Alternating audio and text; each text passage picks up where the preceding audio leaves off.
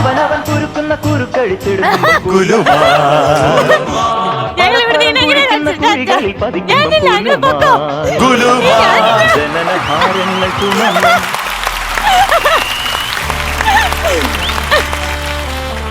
ശശിയങ്ങള്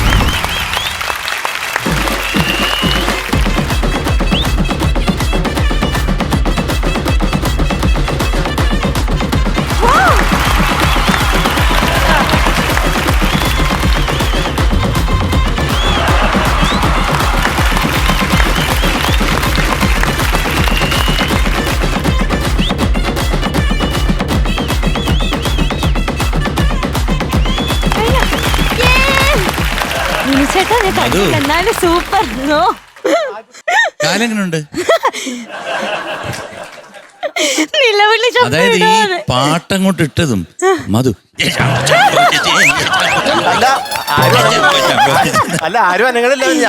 അല്ല ഒറ്റ ചവിട്ട് കാലിൽ എന്തെങ്കിലും ദേഷ്യം ഉണ്ടായിരുന്നു? നേരത്തെ എന്തെങ്കിലും പ്രീവിയസ് സ്റ്റെപ്പ് വെക്കാനല്ലേ പറഞ്ഞോളൂ. പറഞ്ഞതിന്റെ ദേഷ്യ. അപ്പൊ എന്തായാലും എല്ലാ ജഡ്ജസിനും ഒരുപാട് നന്ദിയുണ്ട്. ഓക്കെ, നന്ദി. ഇല്ല ഇനി ഞാൻ വിളിക്കില്ല. എന്തായാലും ഇനിയിപ്പോ വലിയ കട്ടൗട്ടൊക്കെയാണ് മധു ബാലകൃഷ്ണൻ ഇങ്ങനെ ഗാനമേള കം ഡാൻസ്. ഞാൻ മാത്രമല്ല, വരുന്നില്ലേ? അവരുണ്ട്. ഞങ്ങളൊക്കെ സപ്പോർട്ടേഴ്സാണ്. ലീഡറായിട്ട്. അതെ.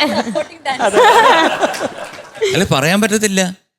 നമ്മളൊക്കെ ആലുവ സൈഡ് അവിടെ ഒക്കെ പോകുമ്പോഴത്തേക്ക് മധുവിന്റെ ഈ ഭയങ്കരമായിട്ടുള്ള സ്റ്റെപ്പുള്ള ഇതും ഡാൻസ് മിമിക്സും ഉണ്ട്.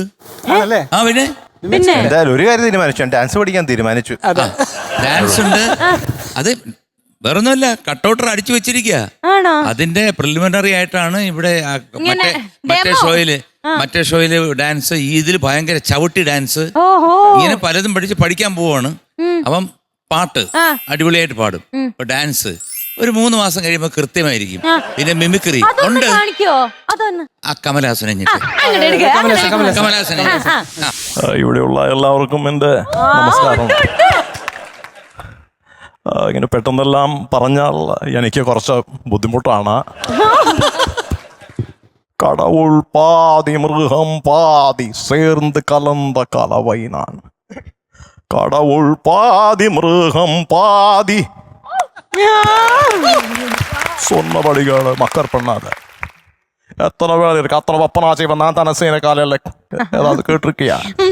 கடவுள் பாதி மிருகம் பாதி. சூப்பர். கடவுள் பாதி மிருகம் பாதி சேர்ந்து கலந்த கலவை.